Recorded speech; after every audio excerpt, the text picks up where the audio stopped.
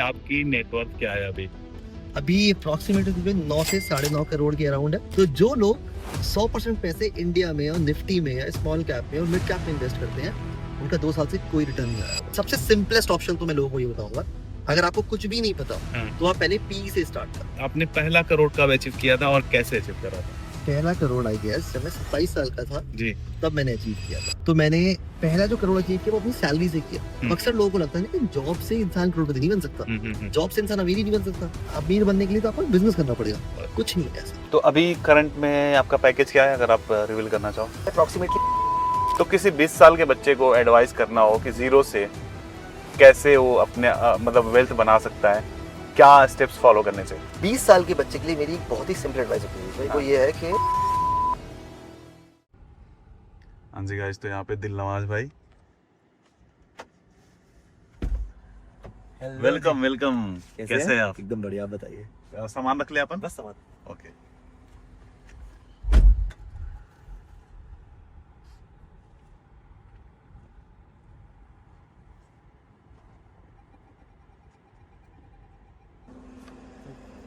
तो अकेले आप जाओगे कि और भी लोग हैं? बस मैं जा रहा हूँ। अच्छा अच्छा, आ जाइए। घर वाले भाई मामा भी मेरी गाड़ी है, वो निकल जाएंगे यहाँ से। ओके, ठीक है।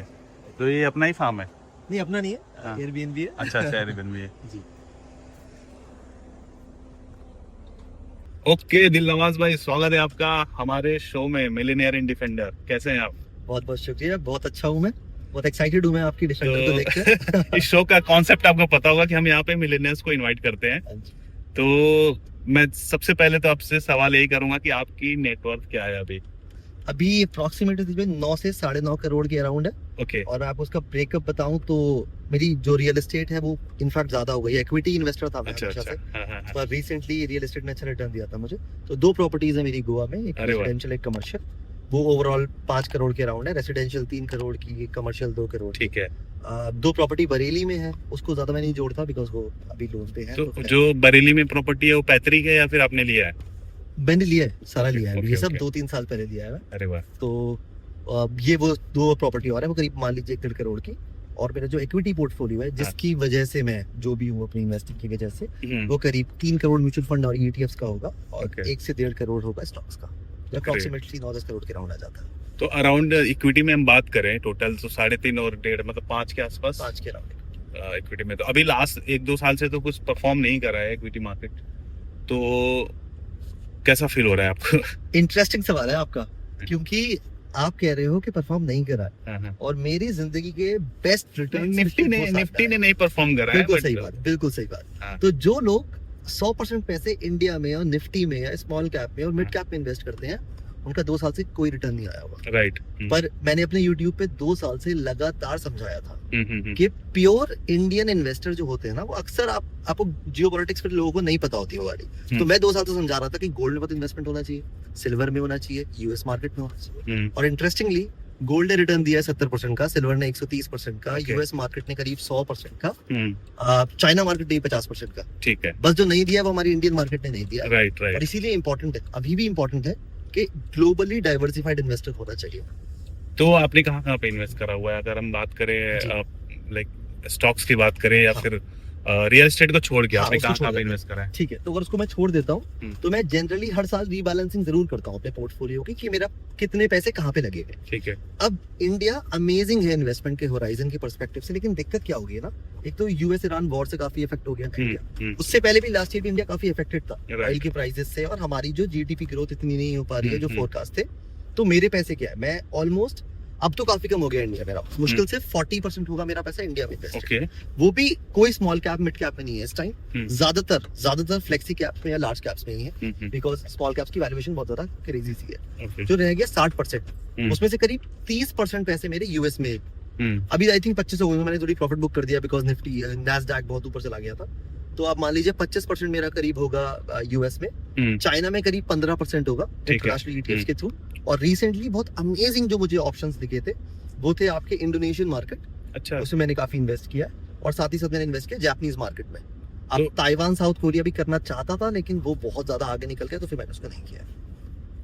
लोगों से अभी खाली इंडिया में इन्वेस्ट नहीं हो पा रहा है, आप इंडोनेशिया, जापान, ताइवान हर जगह पहुंच गए। बहुत सिंपल है। तो ये बाहर के स्टॉक्स में हम कैसे इन्वेस्ट कर सकते हैं, क्या रास्ता है? पहला जवाब इसमें मेरा ये है कि बाहर के स्टॉक्स में इन्वेस्ट नहीं करना है, ओके स्टॉक्स में इन्वेस्ट ही नहीं करना है, ठीक है ETF या म्यूचुअल फंड्स में करना है। Okay. बिकॉज मैं जानता हूँ जो भी हमारी ऑडियंस है, जो हमारे व्यूअर्स हैं, उन पे इतना टाइम नहीं होगा वो दिन भर अपनी स्टॉक्स को खोल के उनकी एनालिसिस करें, ओके उनके प्रॉफिट लॉस स्टेटमेंट देखें वगैरह राइट वगैरह। राइट अब देखिए, हम जब इंडिया में इन्वेस्ट करते हैं तो हम जनरली यूज करते हैं ज़ीरोधा, ग्रो मान लेते हैं। तो ये हमारे इंडियन ब्रोकर्स हैं जिसके थ्रू आप इंडिया में स्टॉक मार्केट में इंडियन स्टॉक्स ले सकते हो, Right, फंड्स ले right. सकते हो वगैरह ले सकते हो। अब आपको पहला ऑप्शन होता है आप इंटरनेशनल फंड्स या इंटरनेशनल ETF ले लो, वो आप इन्हीं ब्रोकर के थ्रू ले सकते हो। जैसे कि मैंने अपनी वीडियोस में कई बार बोला था कि Motilal Oswal Nasdaq 100 fund of fund है, ये आप नॉर्मली अपने काइट या कॉइन से ले सकते हो, ग्रो से ले सकते हो। सिमिलरली हैंग सैंग का एक फंड ऑफ फंड है, वो ले सकते हो। अब दिक्कत क्या हुई, 1.5 साल पहले के अराउंड इंडिया की एक लिमिट है, RBI की लिमिट है $6 बिलियन की, ओके मतलब ऑलमोस्ट $7 बिलियन की, बिकॉज फंड्स और ETF मिला के इंटरनेशनल इन्वेस्टिंग में। जैसे ही वो ब्रीच होती है, आप उसके बाद और ज्यादा पैसे इन्वेस्ट नहीं कर सकते इंटरनेशनल मार्केट में। तो मतलब ये सारे AMCs जो हैं, ये पैसे आपके बाहर डालेंगे ही नहीं। तो जो लोग अभी इन्वेस्ट करते होंगे ना नैस्डैक में, इन सब में, थ्रू हमारे इंडियन ब्रोकर्स, उनकी सबकी SIP ब्लॉक हो गई होगी ओके पिछले 1 साल से। वो आ रहा होगा कि वो और पैसे आपके ले नहीं रहे हैं। तो दूसरा ऑप्शन यहाँ पे आता है, एक आपको इंटरनेशनल ब्रोकर के साथ अकाउंट खोलना पड़ता है। यहाँ पे 2 बहुत अमेजिंग ऑप्शन है, एक है इंटरैक्टिव ब्रोकर्स, एक है वेस्टेड। मैं यूज करता हूँ इंटरैक्टिव ब्रोकर्स। अगर आप उसमें अकाउंट खोलते हो, छोटा सा प्रोसेस है। इंटरैक्टिव ब्रोकर्स की वेबसाइट पे जाओगे, अपने ID अपलोड करोगे, साइन अप करोगे वगैरह करोगे आप, तो उसके बाद अपना थोड़ा सा बैंक अकाउंट लिंक करोगे, इंटरनेशनल वायर करके आपको पैसे अपने ट्रांसफर करने पड़ते हैं INR से USD में। पूरा लीगल है, इलीगल नहीं बता रहा हूँ मैं, पूरा लीगल है। इंडियन गवर्नमेंट के हिसाब से भी आप $250,000 पर ईयर रेमिट कर सकते हो इंडिया से बाहर अब्रॉड। और आप वो करोगे, वो करने के बाद आपके पैसे जैसे ही डॉलर में कन्वर्ट हो गए, इंटरैक्टिव ब्रोकर्स में आ गए, फिर आप कहीं भी इन्वेस्ट करो।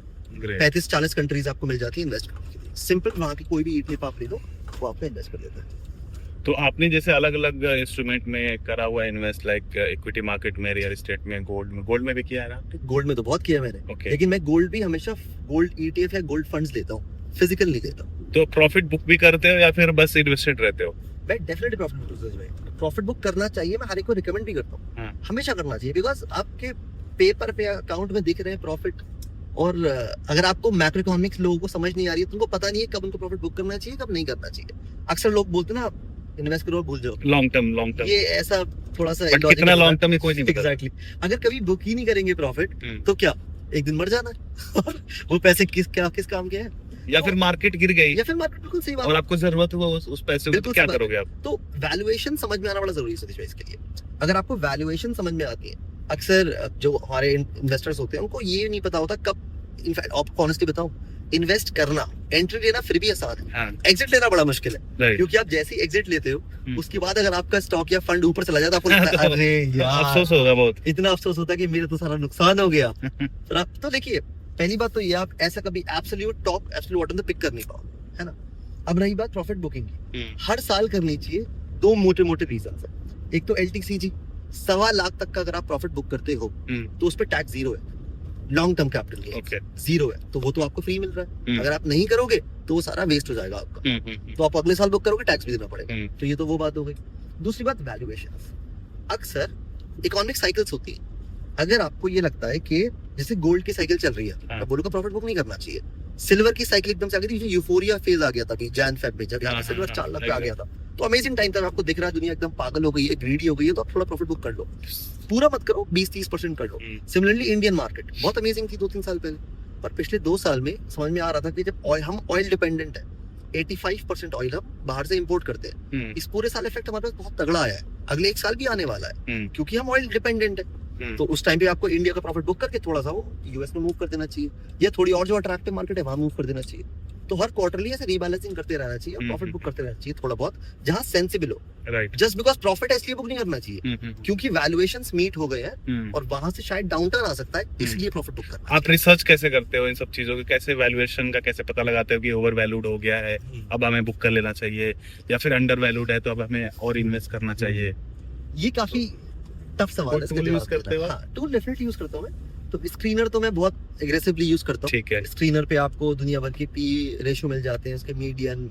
सबसे सिंपलेस्ट ऑप्शन तो मैं लोगों को ये बताऊंगा, अगर आपको कुछ भी नहीं पता तो आप पहले पी से स्टार्ट करो, P ratio, price to earnings ratio, है कि आप अर्निंग्स बेस पे कितना प्राइस दे रहे हो। अब आप सबसे बेसिक तरीका ये चेक करने का, मान लो मैं निफ्टी देख रहा हूँ, निफ्टी इस टाइम 20-21 के पी पे ट्रेड कर रहा है, आप देखो उसके 10 साल का मीडियन पी क्या है, आप उसको देखो 20 साल का क्या है, similarity small cap, mid cap, large cap देख सकते हो। हम्म। तो पहला कंपैरिजन आप ये कर सकते हो कि जो भी एसेट है वो अपने मीडियन पी से कितना ऊपर या कितना नीचे है। ओके अब मान लीजिए मीडियन पी उसका 20, निफ्टी जनरली 20-22 के अराउंड रहता है। ठीक है। मान लीजिए 30 पे ट्रेड करना शुरू हो जाए तो बहुत क्रेजी हो गया, तो आप वहां से बुक कर लेना चाहिए। पर ये मैं ओवर सिंप्लीफाई कर रहा हूँ। P is one of the matrix that you compare, ये आपको देखना मतलब सिर्फ पी ही नहीं है, सिर्फ पी नहीं है, सिर्फ पी पी नहीं एक है। हाँ फिर होता है फॉरवर्ड लुकिंग पी अक्सर हाँ। पास्ट होता है, पर आप फॉरवर्ड लुकिंग पी देखते हो। फिर आप जीडीपी के नंबर्स देखते हो कि जीडीपी नंबर्स क्या आ गया है। फिर डेट टू जीडीपी रेशियो देखते हो।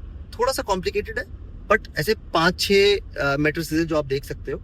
और जनरली मैं भी ये समझाता हूँ यूट्यूब पे, कब मैं अक्सर बताता भी रहता हूँ कब मैं जो भी एनालिसिस कर रहा होता हूँ, पर इसके बेसिस पे आप एक डिसेंट डिसीजन ले सकते हो। पर कभी ये डिसीजन मत लेना कि 100% मैं एग्जिट कर दूं, ओके बिकॉज हमेशा गलती होने के चांसेस हमेशा होते हैं। तो 20-30% प्रॉफिट बुक कर लीजिए, बाकी रखे रहने दीजिए।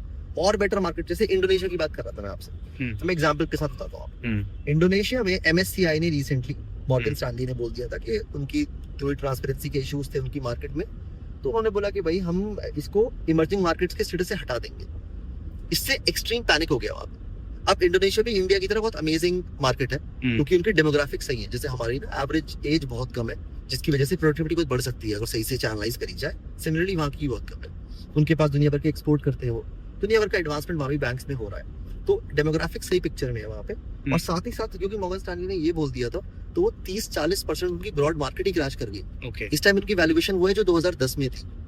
अच्छा यहाँ पे आप ये भी सोच सकते हो कि यार मॉर्गन स्टैनली ने उसको इमर्जिंग मार्केट से हटा दिया तो शायद और क्रैश हो सकता है। पर आप ये भी सोच सकते हो कि पूरी कंट्री एकदम जीरो पे तो नहीं आने वाली ना। ऐसा तो नहीं लगेगा आपको कि जैसे इंडिया को जीरो पे आ जाएगा, ऑयल डिपेंडेंट है हम, तो ईरान यूएस वॉर थोड़ी इंडिया खत्म हो जाएगा। तो वैसे ही अगर आपको लगता है कि 30-40% 2010 की वैल्यूएशन पे आ गया है इंडोनेशिया, और जो बाकी मैक्रोइकोनॉमिक्स चीजें हैं वो सही है, ऐसा नहीं है बाकी चीजें नहीं है। उनके डेमोग्राफिक सही है, उनके एक्सपोर्ट सही चल रहे हैं, उनके जीडीपी ग्रोथ सही चल रहा है, बाकी सब चीजें सही, कॉर्पोरेट अर्निंग्स भी सही चल रहे हैं। बस थोड़े ट्रांसपेरेंसी के इश्यूज हैं वो सॉल्व कर रहे हैं MSCI के साथ, तो यहाँ पे काफी इंटरवैल्यूड मार्केट बन जाती है। ओके ओके दिलनवाज भाई, तो एक चीज बताइए, आपने पहला करोड़ कब अचीव किया था और कैसे अचीव करा था? ठीक है, बहुत ही इंटरेस्टिंग सवाल। मैंने पहला करोड़ आई गेस जब मैं 27 साल का था जी, तब मैंने अचीव किया था। ओके और उसके बाद वहां से काफी अगले करोड़ बहुत आसान थे, पर पहला करोड़ क्योंकि बहुत ही आपका दिल के करीब होता है, तो मैं आपको वो स्टोरी बताता हूँ मैंने कैसे किया। तो मैं बिजनेसमैन तो हूँ नहीं जी, तो मैंने पहला जो करोड़ अचीव किया वो अपनी सैलरी से किया। अब अक्सर लोगों को लगता है ना कि जॉब से इंसान करोड़पति नहीं बन सकता, जॉब से इंसान अमीर ही नहीं बन सकता। अमीर बनने के लिए तो आपको बिजनेस करना पड़ेगा। कुछ नहीं है ऐसा। और जॉब वालों को बहुत ज्यादा ट्रोल भी किया जाता है, 9 से 5 हाँ, 9 से 5 कि 9 से 5 है भाई, ये तो कभी पैसे नहीं कमा पाएंगे।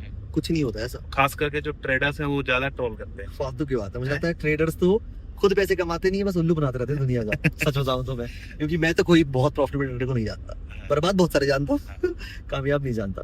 पर सैलरी से बताता हूँ मैं खुद का एग्जांपल हूँ। मैं, आप मेरी लिंक्डइन देख सकते हो, तो उसमें मेरी सारे जॉब के स्विचेस भी हैं। बट जॉब से आप डेफिनेटली करोड़पति बन सकते हो, फाइनेंशियली फ्री भी हो सकते हो, सब कुछ कर सकते तो जब पहला करोड़ आपका हुआ था, सॉरी टू इंटरप्ट, हो। हाँ कोई बात। तो तब सैलरी क्या थी आपकी? जब मेरा पहला करोड़ हुआ था, मेरी सैलरी उस टाइम अप्रोक्सीमेटली 40 लाख के अराउंड थी per year. Per year 40 lakh के अराउंड थी। अब हुआ क्या है कि मैंने जो जॉब स्टार्ट करी, तो मैंने बहुत ही हम्बल बिगनिंग थी मेरी। मैं एक मिडिल क्लास फैमिली से आता हूँ, तो कुछ मेरे पास ऐसे क्रेजी घर वालों के पास ही पैसे नहीं थे। एक एवरेज से कॉलेज से मैंने गलगोटिया से बीटेक करा है, वो भी एवरेज है। गलगोटिया बीच में बड़ा ट्रोल हुआ था। ये बात तो आप सही कह रहे हैं, इसलिए मैं बोल रहा। अभी कहीं अब आपको गलगोटिया वाले सम्मानित करने के लिए ना बुलाए, हो सकता है, पता नहीं। मैं तो अपने आप को सोच रहा हूँ हटा दूं अगर ये लिंक्डइन से। वीडियो पहुंच गई वहां तक तो क्या पता। मैं तो शायद गलगोटिया हटा दूं अपने लिंक्डइन से। अब मेरी बड़ी बेइज्जती हुई है इस वजह से। अच्छा, पर उस टाइम सही था, हाँ। अब थोड़ा ऐसा हो गया शायद, पर जब मैं था तो ठीक था। तो वहां से आपने तो इंजीनियरिंग मैंने इंजीनियरिंग करी 2015 में। जी। 2015 में वो करने के बाद फिर मैं गया अगेन एक एवरेज सी कंपनी में, नाम था इन्फोसिस। अच्छा, मैं मूव हुआ वहां से मैसूर, और मेरी पैकेज जो था उस टाइम वो सिर्फ था 25,000 पर मंथ, बस 25,000। ओके, तो आप सोच लो 25,000 में भी क्या ही कमा सकते हो आप? कुछ नहीं कमा हाँ, सकते हो। मैं पहले मैसूर में था ट्रेनिंग के लिए, हाँ। फिर वहां से हैदराबाद चला गया था, तो कुछ पैसे नहीं बचते थे। और जॉब आपकी पहली जॉब किस एज में लगी थी? मैं 22 साल का था। 22 साल, मतलब 5 साल आपको लग गए 1 करोड़। 5 साल तो मुझे portfolio लगता है बनाने। लग ही जाते हैं। 5 साल तो इनफैक्ट मैं तो जल्दी बना दिया मैंने।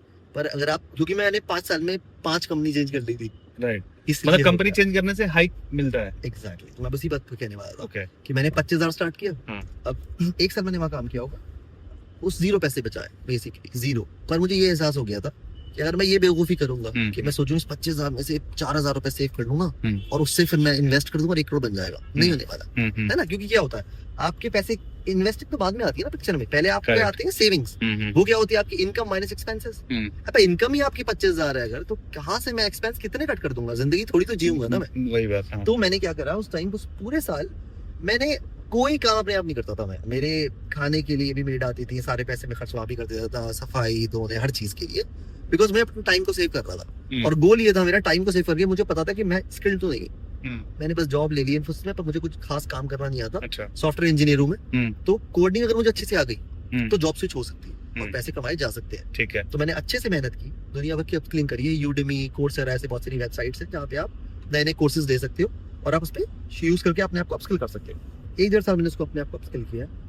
1 साल 4 महीने कुछ काम किया उसमें, फिर जॉब छोड़ी। 3.5 लाख से मैं अगली कंपनी में आ गया, 7 लाख पैकेज था। अरे वाह। वहां से आप ऑलमोस्ट देखो डबल हो गया। मेरे दोस्त आज भी हैं 10 साल से जो इन्फोसिस में, आपका आज ही पैकेज 15 लाख के राउंड ही। तो एक चीज बताइए, तो कंपनी स्विच करने के लिए आपने किसी से किसी ने आपको रेफर करा था, उसमें रेफरेंस वगैरह कुछ था या फिर डायरेक्ट आपने रीच आउट किया था? रेफर भी आप करवा सकते हो, लिंक्डइन पे आप दुनिया भर के लोग। आपने कैसे किया था? मैंने तो सिंपल नौकरी पे अपना रिज्यूमे अपडेट किया। नौकरी पे दुनिया भर के जितने पोर्टल्स हैं, Instahyre, top hire, LinkedIn, सब जगह अपने सीवी अपलोड करे। ओके। भर के अप्लाई करी जॉब्स हर जगह, सब जगह अप्लाई करा। और जब मुझे कॉल्स आने सारे इंटरव्यू देने शुरू किए। रिएक्शन भी होता है क्योंकि ऐसा तो है नहीं कि बड़ा। कितने इंटरव्यूज दिए थे आपने? मैंने करीब 10 इंटरव्यू दिए थे, जिसमें से मैं 6-7 में रिजेक्ट हो गया था। अच्छा। तो बट कोई बात नहीं, मेरी लर्निंग एक्सपीरियंस था। मैं कभी इंटरव्यू को मना नहीं करता, मैं आज भी हाँ ही बोल देता हूँ जबकि मुझे जॉब लेनी भी ना हो, क्योंकि उससे आपको अपनी हैसियत मिल जाती है। हमें लगता है कि हम बहुत सीख चुके हैं।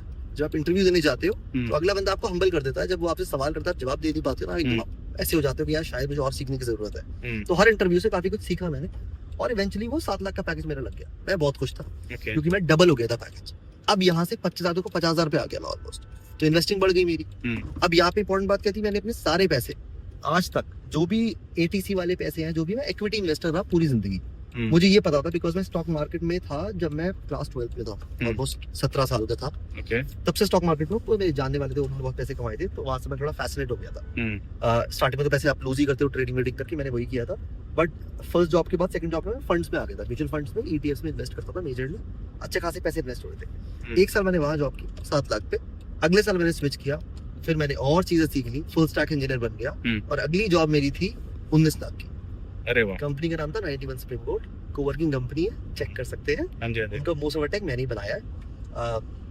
तो उस कंपनी में सीधे मुझे 7 लाख से 19 लाख मिल गया, जो लोगों को लगेगा ये पॉसिबल नहीं है, पर सच बता रहा हूँ कि पॉसिबल है।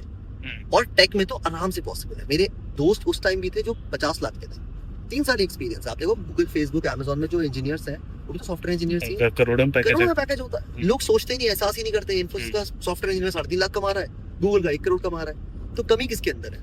कमी तो हमारी स्किल्स में ही है ना। अच्छा, लेकिन अभी लोग कह रहे हैं एआई की वजह से बड़ा चैलेंज आ रहा है, खास करके जो सॉफ्टवेयर इंजीनियर्स हैं उनके लिए। सही बात है। तो इस पे क्या आप कहना चाहेंगे एआई को लेकर के? अब कैसे हम अपने आप को स्किल प्रूफ करें? इस पे मैं ये कहना चाहूंगा कि एआई से क्या सॉफ्टवेयर इंजीनियर्स पे फर्क आ रहा है? ज्यादा फर्क किस पे आ रहा है? ज्यादा फर्क तो और लोगों पे आ रहा है। एग्जांपल देता हूँ मैं आपको। चलिए कार्स के एग्जांपल लेते हैं। सेल्फ ड्राइविंग कार्स की बात चल रही है। इंडिया में तो टाइम लगेगा, पर यूएस, चाइना में तो सेल्फ ड्राइविंग कार्स बहुत सारी ड्राइवर्स पे आ रहा है। इसके अलावा अगर मैं बात करूं कंटेंट क्रिएशन, हम आप कंटेंट क्रिएट करते हैं, स्क्रिप्ट राइटर था हमारे पास एक टाइम, मेरे पास वीडियो एडिटर्स में भी अभी एआई आ गया ना, तो काफी हद तक जो एडिटर्स के लिए ना वो लगता था, क्या टाइम लगता था। एग्जैक्टली। मैं स्क्रिप्ट का देखिए, मैं स्क्रिप्ट लिखवाता था, पहले स्क्रिप्ट राइटर था मेरे पास, और स्क्रिप्ट के 10-15 हज़ार रुपए लेता था स्क्रिप्ट लिखने के।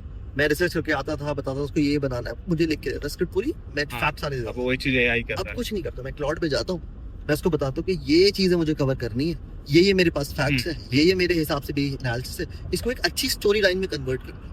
वो एक अमेजिंग स्टोरी कन्वर्ट करता है, सारा काम मेरा हो जाता है। Thumbnail designing. लेकिन अभी जैसे सुनने में आया था ना कि Amazon ने इतने लोगों को फायर कर दिया, या TCS ने इतने लोगों को फायर कर दिया, तो इससे तो जॉब्स भी बहुत लोगों की गई है। बिल्कुल जाएंगी। अब आप देखिए क्यों जाती है, क्योंकि जो मैंने आपको एग्जांपल दिया अभी, मान लेते हैं कि मैं आपके पास, मान लीजिए स्क्रिप्ट राइटर 4 थे, ठीक है, और उस स्क्रिप्ट राइटर को एक स्क्रिप्ट लिखने में 3 दिन लगते थे मान लीजिए। हाँ जी।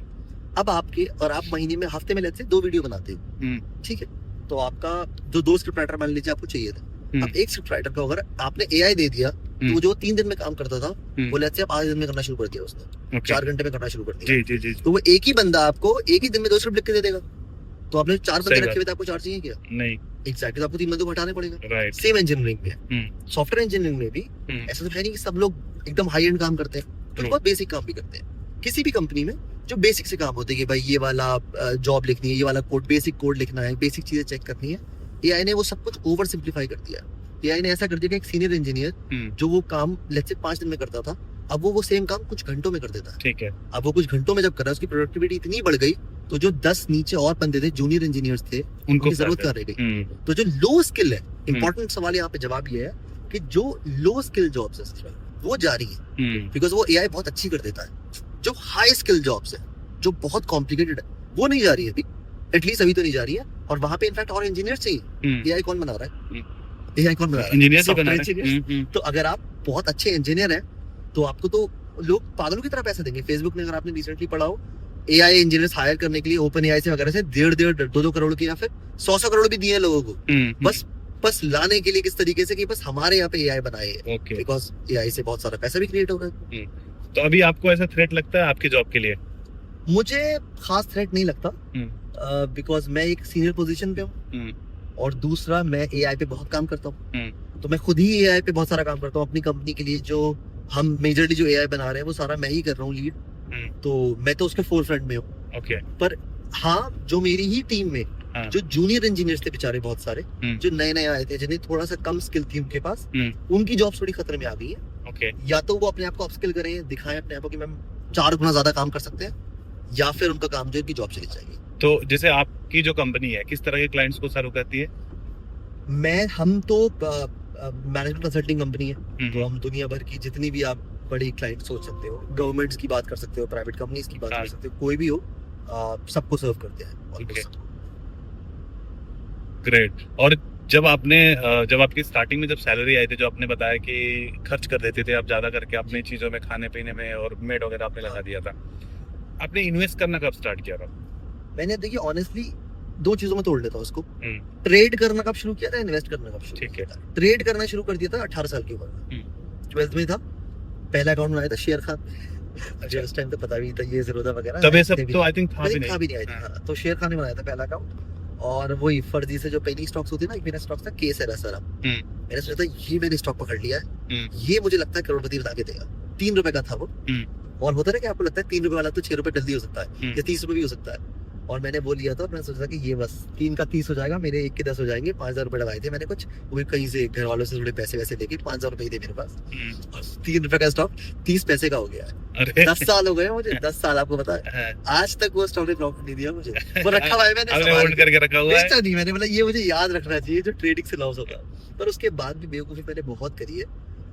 अगले 3-4 साल मैं बोलूंगा मैंने ट्रेडिंग ही करी है, क्योंकि कॉलेज में आपको ना क्विक मनी चाहिए होता है। अक्सर लोग नुकसान ही इसलिए होता है जब आपको जल्दी अमीर बनना होता है, और मुझे भी जल्दी अमीर बनना था उस टाइम, कॉलेज के टाइम। तो मैंने 3-4 साल करी होगी ट्रेडिंग, जिसमें मोटा मोटा मैंने कुछ नहीं कमाया, 10-20-50 हजार रुपए कमाए, कमाए, वही सब करता रहा, 0 पे आ गया। पर पहली जॉब जो थी इन्फोसिस वाली, जो मैं बता रहा था, 25,000 रुपए सैलरी थी, तब ज्यादा इन्वेस्ट नहीं कर पाता, पर महीने की 1000-2000 रुपए की एसआईपी कटवा लेता था कि थोड़ा डिसिप्लिन आ जाए। उसके बाद तब मैं 22 साल का था, और 23 साल की उम्र में जब मैं दूसरी कंपनी स्विच किया था आरएक्स लॉजिक्स में, तब जब 7 लाख पैकेज हो गया था, तब मैंने अच्छा खासा इन्वेस्ट करना शुरू कर दिया, और एक 20,000 रुपए एसआईपी मेरी कटना शुरू हो गई। और वो आज तक मैंने बढ़ाता ही गया हूँ लगातार, कभी मैंने रोकी तो नहीं है। तो आज के रेट में भी कितना इन्वेस्ट करते हैं? आज के डेट में मैं बताऊं आपको, तो मेरी एसआईपी करीब महीने की 2 लाख की कट जाती है। अच्छा, 2 लाख के अराउंड एसआईपी कट जाती है, और मैं 1-8 लाख आप मान लीजिए साल में एकदम से डिप्लॉय करना होता है मुझे, जैसे मार्केट क्रैश कर गई है, या मुझे बड़ी अट्रैक्टिव अपॉर्चुनिटी लग रही है कोई, तो 15-20 लाख रुपए एक साथ में कभी कभी कैश रिजर्व भी रखते हो आप? बिल्कुल रखता हूँ, और हमेशा मैं तो बोलूंगा रखना चाहिए, बिकॉज जैसे यूएस मार्केट बड़ी ओवर वैल्यूड थी, क्रैश के चांसेस थे वहां पे, तो मैं इसलिए थोड़े पैसे, पूरे पैसे इन्वेस्ट नहीं करता, थोड़ा सा कैश रिजर्व रखता हूँ, ताकि जब मार्केट क्रैश हो जाए मैं पूरे पैसे एक साथ डिप्लॉय कर पाऊँ। बट मैं लोगों को रिकमेंड नहीं करूंगा, लोगों के लिए सिंपल है, जैसे 2 लाख की एसआईपी मेरी आज भी कटती है, मैं लोगों को बोलूंगा वो हमेशा कटवाना, और उससे पहले अपने वो सब सॉर्ट कर लेना, इमरजेंसी फंड, ईएचजी बोलता हूँ मैं। अब इन्वेस्टिंग जब आती है, तो यहाँ पे पहला सब जवाब मेरा ये होगा, ट्रेडिंग प्लीज छोड़ देना यार, अगर पैसे कमाने हैं, ट्रेडिंग एकदम छोड़ देना। रहेगा पैसे कमाने कैसे हैं, तो आप पैसे कैसे कमा सकते हो, आप इन्वेस्ट करके पैसे डेफिनेटली कमा सकते हो, स्लो है पर डेफिनेटली कमा। बट पहले उस पैसे के लिए तो पहले तो कोई स्किल लेके आनी पड़ेगी ना, पहले जॉब लेनी पड़ेगी या कुछ। तो यहाँ पे एक और बात है बड़ी इंपॉर्टेंट भाई, वो क्या है कि मैंने हम बात कर ली ईएसटी की, अब लेट्स से आपकी सैलरी 50,000 है ना, उसकी बात कर लेते हैं। अगर आप 50,000 रुपए कमाते हो, अगर आप सारे पैसे सेव कर लो, लेट्स से भूखे मर जाओ पूरे महीने, कितने पैसे सेव कर लोगे? 50,000, 100% ही कर लोगे ना, इन्वेस्ट कर लोगे। पर अगर आप अपने आप को अपस्किल कर लोगे, और आपने सैलरी 50 लाख से 80 हजार 1 लाख 1.5 लाख कर ली, तो अब वो कितनी भी आगे बढ़ सकती है, 100-200% आगे। तो और सिंपल सी बात है, इन्वेस्ट आप वही पैसे कर पाते हो जो आप सेव करते हो। तो आपके कहने के हिसाब से हमें शुरू में इन्वेस्टिंग के बारे में नहीं सोचना है, शुरू में पहले upskill हाई करने के सैलरी के बारे में सोचना सोचना है, क्योंकि सेम मेरी बात है। अगर तो आप मुझे ऐसा लगता है कि अगर हम कम अमाउंट से भी शुरू करते हैं तो एक आदत बनती है। बिल्कुल सही कह रहे हो, मैं तो बोल ही रहा हूँ। हाँ। मेरा पॉइंट क्या है, मैं ये नहीं कह रहा इन्वेस्टिंग करनी नहीं है, हाँ। पर ये नहीं सोचना कि मैं इन्हीं पैसों को, आप सैलरी को सोचो ही मत, हाँ। बस इन्वेस्टिंग से अमीर बनने का सोचो। इन्वेस्ट तो करना बिल्कुल आप सीख रहे हो, डिसिप्लिन बड़ा जरूरी है। मैंने आपको एग्जांपल दिया था ना, जब मैं 25 भी कमाता था तो मैंने 1000-2000 की एसआईपी डाल दी थी, ओके। सिर्फ डिसिप्लिन के लिए। मैं इसलिए ऐसा कह रहा हूँ कि होता क्या है कि लोग ये सोचते हैं कि और ज्यादा पैसे कमाएंगे तो शुरू करेंगे, और फिर जैसे जैसे पैसे कमाते हैं ना तो हमारे खर्चे बढ़ने लगते बिल्कुल सही हैं, बात है। और फिर हमारा इन्वेस्टिंग पे ध्यान ही नहीं जाता है, और खुदा ना खास्ता मतलब कभी जॉब चली गई या बिजनेस में वो आ गया, डाउनफॉल आ गया, तो फिर आपने बात ना है। इन्वेस्ट सही करा बात है। और जॉब भी गई, अब क्या करोगे आप? इसको एग्जांपल से दे दे, हाँ। फ्रेमवर्क से। मान लेते हैं किसी इंसान की सैलरी 1 लाख है इस टाइम, जो ये वीडियो देख रहा है। हाँ। तो पहला मेरा इसमें जवाब ये होता है, आप उसमें से मानो आपकी सैलरी 1 लाख है ही नहीं, 30% पैसे आपके इन्वेस्ट ही होने चाहिए। मतलब आपकी सैलरी तब 70,000 है मान लो। 70,000 एग्जैक्ट, हाँ। बिल्कुल सही। अगर आपकी सैलरी 1 लाख है तो 1 लाख नहीं 70,000 है, हम्म। क्योंकि पक्की बात है जो 1 लाख आज है ना, शायद कुछ साल पहले 70 ही होगी, तब 70 में आपकी जिंदगी चल भी रही होगी। हाँ। लेकिन जैसी 1 लाख होती है, आपके ऑटोमेटिक खर्चे बढ़ जाते हैं, Right, बड़ी right. ब्रांड्स बढ़ जाती हैं, महंगे कपड़े, महंगे जूते, महंगे चश्मे, महंगे जगहों पे महंगी गाड़ी वगैरह वगैरह। तो आप 30% पैसे आपके हमेशा इन्वेस्ट होने चाहिए। एग्जाम्पल ऐसे ले लेते हैं, तो आपकी जब लेट्स से 25,000 सैलरी है, तो भी आप कोशिश करोगे 30% 7,500 रुपए सेव हो जाए, 50,000 पे भी 7.5, वही 30% आपके सेव हो जाए, 15,000, 1 लाख पे भी हो जाए। मैं इसलिए बोल रहा था कि 25,000 जब सैलरी होगी ना, तो शायद 30% सेव ना कर पाओ, क्योंकि 25,000 का मतलब ये हो गया कि आपका रेंट, खाना पीना सब मिला के पूरे शायद खत्म ही हो जाएंगे। तो आपके 1,000-2,000 बचेंगे मुश्किल से लेट्स से। तो उस टाइम वो अच्छे से इन्वेस्ट नहीं हो पाता, इसलिए उस टाइम फोकस करो सैलरी बढ़ाने पे, और साथ साथ वो 30% जो है रूल कि भाई मुझे 30% पैसे हर महीने इन्वेस्ट करने हैं, एसआईपी करनी है, वो हमेशा करना है। तो उससे अगर आपका वो डिसिप्लिन बना रहेगा तो ओवरऑल लॉन्ग पीरियड आपके पैसे आराम से क्रिएट हो जाएंगे। मैं हमेशा एग्जांपल देता हूँ लोगों को कि हर जो 10,000 रुपए आप सेव करते हो, वो 10,000 नहीं है, वो 1 करोड़ है। कैसे? 10,000 रुपए अगर आप इन्वेस्ट करते हो 12% के रिटर्न पे, जो बड़ा नॉर्मल है निफ्टी के लिए, 20 साल में 1 करोड़ बन जाते हैं। तो अगर आप 20 साल की उम्र में आपने सिर्फ 10,000 रुपए की एसआईपी शुरू कर दी और उसको भी बंद नहीं किया, तो जब 40 के हो जाओगे ना 1 करोड़ हो जाएगा आपका, और 30 साल में वो 3 करोड़ हो जाते हैं। तो हर 10,000 रुपए 30 साल में 3 करोड़ है, 20 साल में 1 करोड़ है। Okay. बस आप ऐसे सोच के मैं जो समझ पा रहा हूँ पूरे इस कन्वर्सेशन से, कि ये है कि हमें पहले फोकस करना है कमाने पे, बिल्कुल अपनी कमाई हम कैसे बढ़ा सकते हैं, फिर उसका कुछ पोर्शन हम इन्वेस्ट करें, है ना? बिल्कुल सही बात है, बिल्कुल। अब ऐसा कुछ नहीं है कि हम लोगों का क्या होता है ना कि ट्रेडिंग में कई लोग इसलिए चले जाते हैं कि उनको लगता है कि जो ट्रेडर्स अपनी लाइफस्टाइल दिखा रहे हैं बहुत यंग टाइम में ही, मतलब जवानी में ही काफी अच्छे पैसे बना लिए, गाड़ी ले रहे हैं, अलग अलग जगह पे घूम रहे हैं, तो हम भी भाई करोड़पति बन जाएंगे, इसलिए हम ट्रेडिंग करते हैं। हाँ। लोगों का मतलब ज्यादातर ये करके सोचना होता है। सही बात है। बट जो लाइफ को अगर ढंग तरीके से सिक्योर करना हो फाइनेंशियली, तो सबसे सही तरीका है कि आपको कमाने पे फोकस करना है, ट्रेडिंग नहीं, किसी और तरीके से, बिल्कुल फिर सही उस बात। पैसे को आप इन्वेस्ट करके अच्छा खासा वेल्थ बना सकते हैं। बिल्कुल सही बात है। ग्रेट। तो दिलनवाज भाई, जैसे अभी आज के डेट में आपकी नेटवर्थ 9 करोड़ से ज्यादा की है, तो किसी 20 साल के बच्चे को एडवाइस करना हो कि जीरो से कैसे वो अपने मतलब वेल्थ बना सकता है, क्या स्टेप्स फॉलो करने चाहिए? ठीक है, 20 साल के बच्चे के लिए मेरी एक बहुत ही सिंपल एडवाइस है भाई, वो ये है कि अभी वो 1 करोड़ के बारे में ना सोचे। हाँ। पैसे ना बाय प्रोडक्ट होते हैं। 3 इडियट्स में भी था ना कि ये तो डायलॉग था इस तरीके का, बट 20 साल का है ना वो अभी, तो उसको अपस्किल करना है, उसको अपने स्किल से बहुत ध्यान देना है, बिकॉज पूरी जिंदगी पड़ी है अभी। आप सोचो एक गरीब इंसान में और थोड़े से, जैसे हमें फिर भी बहुत प्रिविलेज्ड है हम लोग, हमें फायदा क्या हुआ?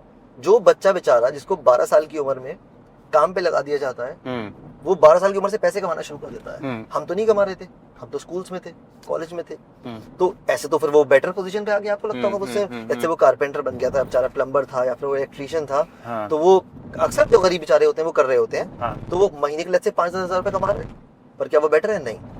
पॉइंट क्या है, उस साल वो जो उम्र है ना, वो उम्र सीखने की है, पैसे कमाने की नहीं है। राइट। तो जो इंसान 12 साल की उम्र में पैसे कमाता है 5,000 रुपए, वो पूरी जिंदगी ना 10-15,000 रुपए ही कमा पाता है। सिमिलरली अगर आप 20 साल के हो और आप सोचो मैं जल्दी से पैसे कमाना शुरू कर दूं, तो अगर आप लेट्स से 20,000 रुपए कमा भी लोगे ना, आपके दोस्त नहीं कमा रहे, तो आप जिंदगी भर कम ही पैसे कमाओगे। राइट। तो ये वो उम्र है जब आपको अपने आप को अपस्किल करना है। आप कॉलेज में होगे मोस्ट प्रोबेबली जब 20 के हो, तो पहले तो कॉलेज पे ध्यान दो, उसके साथ साथ आप ध्यान दो कि कौन सी हाई परफॉर्मिंग स्किल्स है। मैं अगर आप मुझसे बोलोगे तो मैं एआई को बोलूंगा, बिकॉज एआई से पूरी दुनिया काफी चेंज हो रही है। तो अगर आप एआई पे फोकस करते हो तो आपका बहुत हाई पैकेज बहुत आसानी से हो सकता है। यार हम ही हायर करते हैं रिसेंटली, अब तो फ्रेशर्स को भी हायर करते हैं टाइम्स 30-40 लाख के पैकेज में साल के। तो अगर आप वो फोकस कर लोगे तो आपका स्टार्टिंग पैकेज ही 25-30 लाख लग जाएगा। और अगर 25 लाख का पैकेज लग गया ना तो दो चीजें हैं, पहला होता है पैसे कमाना और उसको सेव करके इन्वेस्ट करना। तो अगर आपने 25 लाख कमाना ही शुरू कर दिया और अपने लाइफस्टाइल इन्फ्लेशन, जो आपने टर्म यूज किया था बड़ा परफेक्ट था वो, कि जैसे पैसे कमाता है इंसान वैसे वो खर्च करना शुरू कर देता है। वो नहीं करना है। शुरू में थोड़ा हल्का रहना है, ऐसे भी नहीं जीरो पे रहना है, थोड़ा खर्च करना है, थोड़ा बचाना है, डिसिप्लिन जरूरी है। 30% लेते पैसे सेव करने हैं और उसको इन्वेस्ट करना है। इन्वेस्ट कहाँ करना है? म्यूचुअल फंड्स में। 20 साल के बच्चे के लिए सिंपल एडवाइस है मेरी, तो पढ़ाई करो, पैसे कमाओ, हाई स्किल अचीव करो, जो पैसे आए उसको इन्वेस्ट कर दो म्यूचुअल फंड्स में। ग्रेट। और कुछ नहीं करना है। 10 साल में यही पैसे आपको जब 30 के हो जाओगे ना, करोड़पति बन चुके हो। अभी जैसे लोग ये भी कहते हैं कि यार ठीक है कितना भी पैसा कमा लो, लेकिन आदमी लोगों के मन में ऐसा है कि पैसे से खुशी नहीं आती। आप मानते हो इस चीज को कि पैसे से खुशी नहीं आती, या खुश हो आप बहुत? मैं तो मानता हूँ पैसे से ही खुशी आती है, सही बताऊं तो। क्योंकि किसने बोला पैसे से खुशी नहीं आती? अगर हम बात करें, अक्सर एटलीस्ट मैं कोई साधु वगैरह तो नहीं हूं मैं ना, कि मटेरियलिस्टिक चीजों से खुशी ना हो। आपने डिफेंडर ली, आपको खुशी हुई कि नहीं? बहुत। Exactly. मैं तो जब इसमें बैठता हूँ तो मेरे को मजा आता है। मुझे मजा आ रहा है। मैं जब देखता हूँ ये डिफेंडर का जो लोगो देखता हूँ, मुझे बहुत अच्छा फील होता है। क्योंकि मैं बताता हूँ, मेरे को, मैंने जब पहली बार क्विड ली थी ना, तो भी मैं उतना ही खुश था जितना मैं डिफेंडर जब मैंने लिया तब मैं खुश था। सही बात है। तो मेरे को मतलब अच्छा फील होता है वो सोच के। एग्जैक्टली, मैं वही बोल रहा हूँ, और हम सबको होता है। मैं एग्जांपल देता हूँ आपको। मैं अभी लास्ट वीक गोवा था पूरे हफ्ते, ठीक है। मैं बताऊँ, गोवा की जो प्रॉपर्टी ली थी मैंने मम्मी के नाम पे लिया वो प्रॉपर्टी। ओके, अरे वाह। अब मैं अपनी मम्मा को लेके गया गोवा, उन्होंने वो प्रॉपर्टी देखी, उन्होंने साइनिंग करी वहां पे। अरे वाह। मेरे लिए इतना प्राउड मोमेंट था वो, हाँ। कि मैंने उनके लिए, पैसों से तो आई प्रॉपर्टी, ऐसे तो कोई मुझे फ्री में तो देगा नहीं, तो वो प्रॉपर्टी आई पैसों से। मम्मी को बहुत खुशी हुई वो देख के, वो इतनी खूबसूरत जगह पे है, तो सारी प्रॉपर्टीज कमर्शियल भी रेसिडेंशियल भी, तो वो बहुत खुश हुई। तो मटेरियलिस्टिक चीजों से खुशी तो मिलती है ना। नया तो चीज है कि चलो हम कोई चीज खरीद रहे हैं तो खुशी मिल रही है, बट कई बार ऐसी चीजों की जरूरत होती है, जरूरत की मैं बात कर रहा हूँ, जहाँ पर पैसे ही लगेंगे उस जरूरत को खरीदने के लिए या पूरा करने के लिए। हर चीज में पैसे ही तो लगते हैं, लगते हैं, नहीं लगते? आप बताओ, बीमार हो जाओगे हॉस्पिटल में क्या लगेंगे? पैसे ही लगेंगे। घर वाले, अगर आपके माँ बाप बूढ़े हैं, पापा को कोई दिक्कत हो गई, आपकी मम्मी को कोई दिक्कत हो गई, कुछ उनको जरूरत पड़ गई पैसों की, तो वही पैसों से आएगा। बिल्कुल। अगर आपको हॉस्पिटल भी जाना है तो गाड़ी से जाना है आपको, अगर आपको कहीं ट्रैवल करना है, उससे लोगों को बड़ा पसंद है ट्रैवल। मुझे बहुत पसंद है ट्रैवल करना। मैं तो हर हफ्ते किसी और अलग कंट्री में, अलग शहर में ही होता हूँ। किससे होता है? पैसों से ही होता है। मेरी मम्मी को बड़ा पसंद है ट्रैवल करना, उनको मैं भी जब से गोवा लेके गया था, इससे पहले ओमान लेके गया था, पैसों से होता है। यहाँ पे एक मुझे ओशो की एक बात याद आ रही है कि कहते हैं कि अगर आप, मतलब आपको मौका मिले जी, गरीब घर में पैदा होने का, अमीर घर में पैदा होने का, आप क्या चूज करोगे? सही बात है भाई। बहुत ही सिंपल जवाब है इसका, तो है ना। तो या फिर अगर आपने एक लाइफ जी ली गरीब रह के भी और अमीर रह के भी, या फिर आपने देखी भी है कि गरीब की लाइफ क्या होती है और आप जिस पोजीशन में हो वो क्या लाइफ है, अगर आपको फिर से पैदा होना हो कहीं, तो आप क्या चूज करोगे? हर इंसान अमीर चूज करेगा भाई, है ना। तो सीधा सा खूबसूरत है। जैसे मिडिल क्लास फैमिली से आता हूँ मैं, हाँ। तो जब आपने पैसे की कमी देखी हो, हाँ। हर चीज संभाल के खर्च करी हो। मुझे आज भी याद है, स्कूल में पापा मुझे 5 रुपए दिया करते थे स्कूल में खर्च में, वो भी शायद कम खर्च करता था कि सेव कर लेता हूँ। तो अब जब पैसों की अहमियत होती है आपकी जिंदगी में, तो उस अहमियत के बाद जब आप ज्यादा पैसे कमाते हो ना, तो आपको और ज्यादा खुशी होती है, और ज्यादा मजा। और मैं आज भी, आप देखो, मैं खर्च ही नहीं कर पाता ज्यादा, तो मुझे समझ ही नहीं आता मैं जितने पैसे कमाता हूँ, मैं तो, मेरे वो शौक ही नहीं है। मुझे गुच्ची, अरमानी, प्राडा कोई शौक नहीं है ना, मुझे वो ऐसे एक्सपेंसिव गाड़ियों किसी का शौक नहीं है। मैं ज्यादातर चीजें बिल्ड कर लेता हूँ, ट्रैवल कर लेता हूँ, और मैं आज भी वैसी ही जिंदगी जी रहा हूँ जो मैं पहले जीता था। मेरे आज भी इतने पैसे कमाने के बाद भी मुश्किल से महीने के एक्सपेंस 50, 60, 70, 80 हजार के होंगे। किसी के लिए ज्यादा हो सकते हैं, पर मेरे लिए कंपैरेटिवली बहुत कम है। मैं बहुत ज्यादा भी खर्च करता हूँ, पर मुझसे नहीं होते खर्च। पर वो पैसा मुझे फ्रीडम देता है। और पैसे का बेस्ट पार्ट ये है सतीश भाई, मैं पैसे पहले भी इसलिए कमा रहा था और आज भी लोगों को ये बोलूंगा, पैसे कमाओ अपनी फ्रीडम के लिए। एक बुक है psychology of money, Morgan Housel की, उसमें समझाया था उसने रिच वर्सेस वेल्दी का डिफरेंस क्या होता है। रिच वो होता है ना जो बस पैसा शो ऑफ करने के लिए कमा रहा है। अक्सर हमारे दिल्ली में तो अक्सर बहुत लोग हैं ऐसे जो लोन पे होंगे बहुत सारे, पर दिखा रहे, शो ऑफ कर रहे होंगे, पर रियलिटी में वेल्दी नहीं होता। राइट। वेल्दी वो होता है जिसका पैसा उसके अकाउंट में, पोर्टफोलियो में वगैरह, जो उसकी जिंदगी में ऑप्शंस दे रहा है उसको। वो चाहे तो जॉब छोड़ सकता है, वो चाहे तो एक साल सुकून से जी सकता है, वो चाहे तो कहीं भी ट्रैवल करके जा सकता है, कुछ भी कर सकता है। वो जिंदगी में जो आपको फ्लेक्सिबिलिटी मिलती है ना, टाइम की इंडिपेंडेंस, लोकेशन की इंडिपेंडेंस, वो सुकून, उसके लिए पैसा चाहिए, तो अगर वो मिल गया तो परफेक्ट है, और क्या चाहिए। बढ़िया बढ़िया बढ़िया। तो अभी जैसे आपने बताया थोड़ी देर पहले कि आप दुबई मूव कर रहे हो जी। तो इसके बारे में आप बताना चाहोगे ऑडियंस से? अरे बिल्कुल, ये तो मेरा बहुत ही एक्साइटिंग मूव तो है। इंडिया से दुबई जाने का क्या रीजन है? टैक्स? ये तो मैं नहीं बोलूंगा, खैर बहुत सारे रीजंस है, 4-5 रीजंस है भाई। पहला रीजन है कि मुझे सच बताऊं तो दिल्ली एनसीआर तो नहीं पसंद था, ना पहले का पसंद था ना आज पसंद है। मुझे पोल्यूशन काफी इफेक्ट करता है। मैं हेल्थ कॉन्शियस बहुत ज्यादा हूँ, मतलब काफी ज्यादा हूँ। तो मैं कोई सिगरेट नहीं पीता, मैं शराब नहीं पीता, मैं कुछ और भी नहीं करता।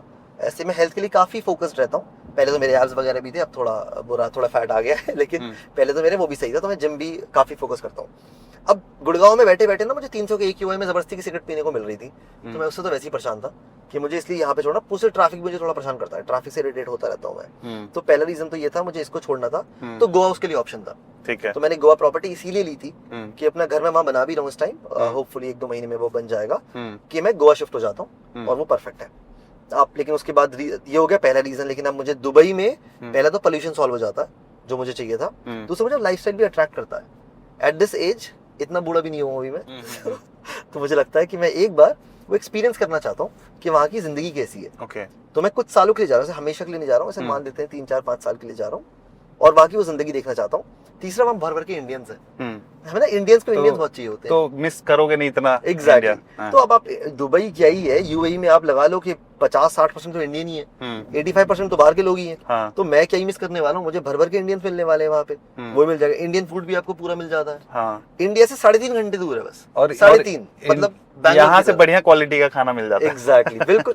तो प्योरिटी मिल जाती है आपको। 3.5 घंटे की फ्लाइट है, तो आप देखो बैंगलोर भी 3 घंटे की फ्लाइट है। राइट। तो मुझे तो ऑलमोस्ट ऐसा ही लग रहा है ना कि मैं तो इंडिया में ही हूँ। तो वो हो गया। साथ में जो आपने बोला, टैक्स का बेनिफिट मिल जाता है। साथ में जहाँ मैं काम करता हूँ, मुझे वहाँ पे जब मुझे दिरहम में पैकेज सैलरी मिलेगी, तो वो तो मेरी इंडियन सैलरी से 3x हो जाती है। 3x हो रही है, और टैक्स भी नहीं है, तो ऑलमोस्ट 4x। अब जॉब, अगर वहाँ पे जॉब करोगे तो NRI कहलाओगे, हाँ, है ना? तो सैलरी जो टैक्स आपको लगेगा नहीं फिर। बिल्कुल सही बात है ना, वो लगेगा नहीं मुझे टैक्स। ऊपर से एक और बड़ा बेनिफिट है वहाँ पे, क्या UAE पूरा दुबई स्पेशली, वहाँ पे क्या है ना कि ग्लोबल समिट्स बहुत सारी होती हैं, आपको बड़े लोगों से मिलने का मौका बहुत मिल जाता है। बड़े बड़े इंटरनेशनल इवेंट्स होते हैं वहाँ पे, जब जैसे रे डालियो जैसे लोग, बड़े बड़े हेज फंड मैनेजर्स वगैरह आते हैं। तो मे बी मुझे वो एक्सपोजर बहुत मिल जाए, बड़े इन्वेस्टर्स से बात करने का, बड़ा कुछ करने का। इनफैक्ट आप तो क्रिएटर भी हो ना? एग्जैक्टली। तो वहाँ पे क्रिएटर्स के लिए भी कुछ होता है वहाँ पे? मैंने भी अप्लाई करा तो मेरे को मिला है। एग्जैक्टली। वहाँ पे इनवाइट वगैरह आया हुआ है, तो मैं आऊंगा, दुबई आऊंगा। अरे बहुत, आपसे मिलता हूँ फिर। बिल्कुल, अरे डेफिनेटली। तो क्रिएटर पर्सपेक्टिव से बहुत अच्छा। मैं अगली वीडियोस अब यूट्यूब की वही बनाने वाला हूँ, सारी की सारी। प्लस मैं होपफुली वहाँ NRI कम्युनिटी बनाऊंगा, वहाँ पे लोगों को इन्वेस्ट करना सिखाऊंगा। तो काफी एक्साइटिंग जर्नी होने वाली है, होपफुली। तो अभी करंट में आपका पैकेज क्या है, अगर आप रिवील करना चाहो? मेरा अप्रोक्सीमेटली बता देता हूँ, मैं एग्जैक्ट नहीं बताता। अप्रोक्सीमेटली 1 करोड़ के अराउंड मेरा पैकेज है, जिसमें फिक्स्ड कंपोनेंट आप मान लीजिए 60 से 80 के बीच में, और जो वेरिएबल कंपोनेंट है वो 20-30 लाख के रेंज में है। तो ओवरऑल 1 करोड़ का है। ये सिर्फ मेरा सैलरी है, और इसके अलावा क्योंकि मैं यूट्यूबर भी हूँ, तो यूट्यूब से मुझे अभी तो कुछ ज़्यादा खास पैसे नहीं आते, पर क्योंकि अभी मेरा चैनल का कितने फॉलोअर्स हैं आपके यूट्यूब? 32,000 के अराउंड है। अरे वाह, 32,000 हो गए। 32,000 हो गए। हिंदी में, इंग्लिश में करीब 11,000 है, तो करीब 40-50,000 है। रिसेंटली मेरा 1 मिलियन व्यूज हुए, तो मुझे उसका बड़ी खुशी है। 1 मिलियन व्यूज हो गए, थैंक यू सो मच। तो अभी खैर मैं यूट्यूब पे पैसों के लिए आया भी नहीं था, मैं लोगों को इन्वेस्टिंग सिखाने आया था। पर तब भी ब्रांड डील्स से मुझे करीब 6-8 लाख रुपए हो जाते हैं यूट्यूब से। इन्वेस्टिंग क्योंकि मैं काफी करता हूँ एग्रेसिवली, और मेरा पोर्टफोलियो बड़ा हो गया, तो उसका पैसिव इनकम बहुत ज्यादा हो जाती है। जैसे हम बात करें ना 8-9 करोड़ की। जैसे अगेन गोवा का मैंने आपको 2 प्रॉपर्टी बताई ना, एक कमर्शियल, रेसिडेंशियल। कमर्शियल मैंने इंटरेस्टिंगली जो अभी लास्ट वीक गया था, वो अपोलो फार्मेसी को लीज करी है 15 साल के लिए। ऑलमोस्ट 1 लाख के अराउंड रेंट आएगा मुझे, ऑलमोस्ट, मतलब 1 लाख 15 साल के लिए, हर 3 साल में इंक्रीमेंट होगा। तो वो तो पैसिव इनकम नहीं है। ऐसे टोटल पैसिव इनकम क्या हो रहा होगा अभी के डेट में? अब तो काफी होगा सतीश भाई। अगर पैसिव इनकम की बात करूं मैं, तो अगर हम स्टॉक्स का भी 10% ही पकड़ लें, हाँ, तो अप्रोक्सीमेटली महीने के 4-5 लाख हो जाते हैं। और रियल एस्टेट का कितना हो गया? 1 लाख रुपए सब मिला के, रियल एस्टेट मिला के बता 4-5 लाख 4-5 लाख मान लीजिए। Real estate, stocks, funds, ETF सब मिला के, कंटेंट क्रिएशन मिला के। आपके लिए फायर नंबर क्या है? मेरे लिए फायर नंबर क्या है? इंटरेस्टिंग। मेरे लिए फायर नंबर सोचा आपने कभी? हाँ, मैं 30 का जब था ना, मैंने पहली वीडियो अपनी जब बनाई थी, तब मैंने YouTube पे आया इसलिए था मैं, कि मैंने बोला कि आई एम रिटायरिंग एट 30। बड़ा एक्साइटेड था मैं बोलने के लिए कि मैं रिजाइन भी करने वाला था, जॉब भी हाँ, छोड़ने वाला था। हाँ, जॉब भी इसलिए कर रहा हूँ, मुझे पसंद है, हाँ, मुझे बहुत पसंद है टेक्नोलॉजी, मुझे बहुत पसंद है इंजीनियरिंग, मुझे बहुत पसंद है मेरी कंपनी और मेरे जो दोस्त हैं सारे वहाँ पे। मेरी वो सोशल लाइफ में खत्म नहीं करना चाहता, सिर्फ इसलिए जॉब कर रहा हूँ। पैसे के लिए 1% जॉब नहीं कर रहा हूँ मैं इस टाइम, क्योंकि जरूरत नहीं थी मुझे। तो 30 का जब मैं था तो मैंने सारी मैथ्स वैथ्स रन करी एंड आई वाज लाइक कि हो गया मेरा, आई एम रिटायरिंग एट 30। और मेरी पहली यूट्यूब वीडियो ये है कि 30 इज द न्यू 60 कि भाई मैं रिटायर हो रहा हूँ 30 साल में। रिटायरमेंट मतलब ये नहीं था कि मैं सब कुछ छोड़ रहा हूँ, रिटायरमेंट मतलब ये था कि मैं पैसे के लिए काम नहीं करूंगा आपसे, अब मैं सिर्फ काम करूंगा अपने पैशन के लिए। मैंने एक्टिंग स्टार्ट की थी, तो मैं एक एक्टिंग स्कूल जाता था, तो मेरी एक शॉर्ट मूवी भी आई थी, काफी खराब एक्टिंग थी उसमें मेरी तो वो कर रहा था। कीबोर्ड सीख रहा हूँ मैं, कीबोर्ड पियानो, तो वो मेरा चल रहा है। कंटेंट क्रिएशन मेरा चल रहा है। ट्रैवल मुझे बहुत पसंद है, तो मैं ट्रैवल कंटेंट भी बनाने वाला हूँ। मैंने एक चैनल बनाया था भी रिसेंटली इंस्टाग्राम पे, दैट गाय इन गोवा, कि गोवा का लाइफस्टाइल दिखाने के लिए। तो वो सब मैं कर रहा हूँ। और मेरा जो फायर नंबर था उस टाइम जब मैं 30 का था, मैंने देखा कि 5 करोड़ के राउंड अगर मुझे आएगा तो मैं फायर अचीव कर चुका हूँ बेसिकली। तो 5 करोड़ था मेरा उस टाइम नंबर, पर मेरे दिल में था जब मैं 20 का था कि 10 करोड़ के राउंड होना चाहिए सेफ्टी नेट के मिला के। तो मेरा वो नंबर भी हिट हो गया रिसेंटली। तो मैं तो काइंड ऑफ रिटायर्ड ही हूँ ऐसे देखा जाए तो, फाइनेंशियली फ्री। तो अब लेकिन अभी तो आप जैसे जॉब कर ही रहे हो ना, हाँ। तो ऐसा कितना पैसा आपके पोर्टफोलियो में हो जाए या कितना बड़ा पोर्टफोलियो हो जाए तो आप जॉब छोड़ के रिलैक्स हो जाओगे? अच्छा, वो इंटरेस्टिंग सवाल है भाई। तो मेरा यही पॉइंट है मेरा कि मैं रिलैक्स्ड ही हूँ। मैं पैसों के लिए जॉब नहीं कर रहा हूँ अब। पता है दिक्कत क्या है, अगर मैं जॉब छोड़ दूंगा तो मैं पूरे दिन क्या करूंगा? बहुत स्ट्रेस हो जाएगा ना। मैं वही तो 10 साल से ना अब वर्कहॉलिक हो जाते हो। मैं 2 कंपनीज में काम करता था पहले, साथ में कंटेंट क्रिएशन कर रहा था। तो 2 कंपनी में जॉब कर रहा हूँ, दिन में एक जगह, रात में दूसरी जगह, कंटेंट क्रिएशन भी कर रहा हूँ, वीकेंड पे एक्टिंग स्कूल जा रहा हूँ। तो वो आपको आदत पड़ जाती है जिंदगी में वो करने की। तो मैंने वो इतना कर लिया है कि मैं खाली नहीं बैठ सकता। मैं 3 साल से जॉब छोड़ने की सोच रहा हूँ, आपको पता है 3 साल से, क्योंकि मुझे पैसे नहीं चाहिए। पर मुझे लग रहा है कि यार अगर मैंने जॉब छोड़ दी तो जो मेरे सारे दोस्त हैं ऑफिस के, जिनसे मैं रोज मिलता हूँ, बातें करता हूँ, सोशल लाइफ है मेरी, वो खत्म हो जाएगी। क्या करूंगा पूरे दिन में? मैं पूरे दिन कैमरे के आगे वीडियो नहीं बना सकता, है ना, बोर हो जाता है इंसान। तो वो भी नहीं कर सकता मैं। दुबई भी अमेजिंग है कि दुबई जाके मुझे भी तो ऑफिस वाले दे रहे हैं, सोशल लाइफ मेरी उससे भी क्रिएट हो रही है। तो मुझे इसलिए मैं जॉब कर रहा हूँ। मैं कोई पैसे के लिए काम नहीं कर रहा हूँ, मैं सिर्फ और सिर्फ काम इसलिए कर रहा हूँ मेरी लाइफ एक्साइटिंग रहनी चाहिए। ऑफिस से मुझे ट्रैवल मिल जाता है और साथ ही साथ पैसा भी मिल जाता है। ग्रेट। तो अभी हम लोग एयरपोर्ट पहुंच चुके हैं गाइस, देख सकते हैं टर्मिनल 3, और बात करते करते पता भी नहीं लगा हम आ गए। तो नवाज भाई जल्दी से आप कोई 3 टिप अपने तरफ से देना चाहो, 3 टिप्स यंग बच्चों के लिए, हाँ, जो अपने लाइफ में कुछ करना चाहते हैं, कुछ फोड़ना चाहते हैं। डेफिनेटली। इससे पहले मैं फ्लाइट पकड़ लूँ दुबई की, आप लोगों के लिए 3 टिप्स। हाँ। पहली टिप, सच बता रहा हूँ, सबसे ज्यादा पैसे आप कमाओगे इन्वेस्ट करके नहीं, अपने ऊपर इन्वेस्ट करके। जिंदगी में मेरा जो भी पैकेज आज भी है वो क्यों है? क्योंकि मैं अपने आप को लगातार अपस्किल कर रहा था। अगर आप वो करते रहोगे तो आपके पैसे बढ़ते रहेंगे। जितने पैसे कमाओगे उतने पैसे इन्वेस्ट करोगे, उतनी जल्दी अमीर बनोगे, उतना इन्वेस्ट कर पाओगे। ये पहली टिप है। दूसरी, ट्रेडिंग मत करना। प्लीज मेरी बात मानो, ट्रेडिंग मत करना। मैंने बहुत पैसे नुकसान करे, मैं बहुत लोग जानता हूँ जिन्होंने बर्बाद हुए ट्रेडिंग से। मत करना। अगर करना भी है तो 2 पार्ट में तोड़ लो। 90% पैसे इन्वेस्ट करना, 10% पैसे ट्रेड कर लो, उसको एक्साइटिंग के लिए यूज कर लो, वो आपका दूसरा पार्ट कवर कर जाएगा। तीसरा बहुत इंपॉर्टेंट है, शादी में बहुत सारे पैसे मत खर्च करना। मैंने अभी तक शादी नहीं करी है। और दूसरा, जल्दी घर मत लेना। घर बहुत इमोशनल होता है, बहुत अच्छा लगता है लेना, पर अगर आप घर लोन पे ले लेते हो तो आप फाइनेंशियल फ्री नहीं हो पाते हो। हाँ। इसका मतलब घर को थोड़ा डिले कर देना, और साथ में डिलीट ग्रेटिफिकेशन नाम की चीज होती है, पढ़ लेना। इसका मतलब क्या होता है कि जैसे जैसे आपकी सैलरी बढ़ेगी वैसे वैसे आपके एक्सपेंसेस नहीं बढ़ने चाहिए। सतीश भाई ने डिफेंडर तब ली जब उनके पास कई करोड़ है। आपको नहीं लेनी है। आपको कब लेनी है? जब आपके पहले करोड़ रुपए बना लो, अपने फाइनेंशियल फ्री हो जाओ, उसके बाद सारे शौक पूरे करते रहना। थोड़ा थोड़ा जीते रहो जिंदगी, लेकिन डिले करते रहो अपनी ग्रेटिफिकेशन को। फाइनेंशियल फ्री हो जाओगे। जैसे मैं अभी 33 का हूँ, मैं इतने सुकून से रहता हूँ। सुबह उठता हूँ ना, मुझे कोई टेंशन नहीं होती है, पैसे के लिए काम ही नहीं करता हूँ। जॉब फाइनेंशियल प्रेशर नहीं है, बिल्कुल नहीं है। अब आप एआई की बात आपने की, मेरी जॉब भी चली जाए कोई बात नहीं यार, क्या फर्क पड़ता है? मुझे फर्क ही नहीं पड़ता, पैसों से आराम से मिल जाएगा। ये सुकून अचीव कर लो। 30 में अगर ये अचीव हो गया ना, तो आगे की जिंदगी बहुत खूबसूरत होने वाली है। फिर अपने पैशन को परस्यू करना। फोटोग्राफी पसंद है, वीडियो बनाना पसंद है, आपको मूवीज में आना पसंद है, आपको एक्टिंग पसंद है, जो पसंद है वो करना, बट कोशिश करना ये सारी चीजें फॉलो कर लो, तो होपफुली आप बहुत जल्दी अचीव फ्री हो जाओगे फाइनेंशियल। ग्रेट भाई, great, thank you so much. Most welcome. Okay दिल नवाज भाई, मैं एक सवाल आपसे करना चाहूंगा। आप मानते हो कि जो भी चीजें आपने लाइफ में अचीव करी है, इसमें लक का रोल है? बहुत ज्यादा। मुझे लगता है कैसे कि आपको लगता है? जिंदगी में जो भी आपको मिलता है ना, उसके पीछे लक बहुत ज्यादा होता है। क्योंकि आप देखो ना, ऐसा तो है नहीं कि मैं ही स्किल्ड हूँ। मैं बहुत लोग जानता हूँ जो स्किल्ड भी हैं, पर आज भी इनका पैकेज कम है। मैं ये भी जानता हूँ कि जिंदगी में हादसे होते हैं, हम लोग मानते हैं लक नहीं होता, पर भाई मैं इतने लोग जानता हूँ जो बहुत स्किल्ड थे, पर एक एक्सीडेंट ने उनकी ज़िंदगी बदल दी। होता है ना ऐसा। हम बहुत लकी हैं कि हम सब कुछ सही है, अभी तक सब कुछ सही चल रहा है। बड़े बड़े स्पोर्ट्समैन होते हैं जिनकी इंजरी हो जाती है, टांग टूट जाती है, सब कुछ ज़िंदगी बदल जाती है। हमारे आर्मी में इतने लोग होते हैं जो बेचारे बहुत अमेजिंग काम कर रहे होते हैं, फिर एक दिन किसी वजह से उनके कोई हादसा हो जाता है, ज़िंदगी बदल जाती है।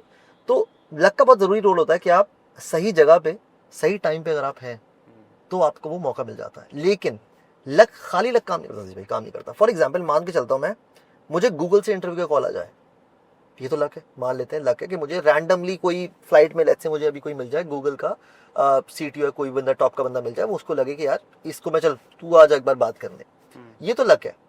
पर उसने बोला तू आ जा बात कर ले। उस चेयर पे बैठ के जो इंटरव्यू होगा वहाँ क्या दिखेगा, वहाँ मेरी नॉलेज दिखेगी। तो लक और नॉलेज साथ में काम करते हैं, कॉम्बिनेशन चाहिए। लक आपको मौका देता है और मौका मिलने के बाद उसको साबित आपकी नॉलेज करती है। Great. तो अगर आप सिर्फ लक पे पट के रहोगे तो कुछ नहीं होने वाला। लक आपको जरूर एक दिन मौका, हर एक, मुझे लगता है जिंदगी में हर इंसान को कभी ना कहीं मौका मिलता है, पर कुछ लोग उस मौके का इस्तेमाल करके कुछ बड़ा बन जाते हैं और कुछ लोग तैयारी नहीं होते उस मौके के लिए। सही बात। तो अगर आप तैयारी पूरी रखोगे तो जब मौका आएगा तो आप फाड़ दोगे एकदम। Amazing. Thank you so much Dilnawaz भाई, और आपको wish you happy journey. Thank you so आप मच। दुबई पहुंच के बताना कि आप पहुंच गए, बिल्कुल अच्छा लगेगा। मैं भी आऊंगा दुबई तो बिल्कुल, आपसे जरूर मिलता हूं। आइए, जरूर आइएगा। ओके गाइस, तो ये रहा दिलनवाज भाई के साथ पॉडकास्ट। गाड़ी में अब इनका सामान निकालते हैं, अब इनको हम यहाँ से विदा करते हैं। वैसे आपको कैसा लगा शूट? बहुत ही ज्यादा अच्छा, बहुत है ही ना? Exciting, and thank you so much, आपने मुझे एयरपोर्ट पे ड्रॉप किया है। दिस इज आल्सो नहीं, एक्चुअली अपने पास टाइम कम था, हाँ तो आपने बोला दुबई निकलना है। कल रात को मैं काफी लेट आया था। हाँ, बड़ी मैं- एक्साइटिंग है मेरी हाँ, तो मैंने जिंदगी सोचा कि का यार, हाँ। बड़ा एक्साइटिंग चैप्टर है जो मैंने हाँ। आपके साथ आज ये रास्ता ग्रेट पूरा ग्रेट। किया। ये भी बैग है। तो आई एम रियली हैप्पी। कैसा लगा आपको एपिसोड जरूर कमेंट में बताना, और लाइक जरूर कर देना, शेयर भी करना भाई, ठीक है। और आप कमेंट कर सकते हो कि मैं और किस गेस्ट को लेके आऊँ और क्या क्या सवाल आप चाहते हो कि मैं उनसे पूछूं उनके मिलियनेयर बनने की जर्नी में, है ना। और सब्सक्राइब कर लेना अगर आप पहली बार आए हो। तो मिलते हैं ऐसे ही किसी मिलियनेयर के साथ में, तब तक के लिए आप जहाँ भी रहो मत चाहते रहो।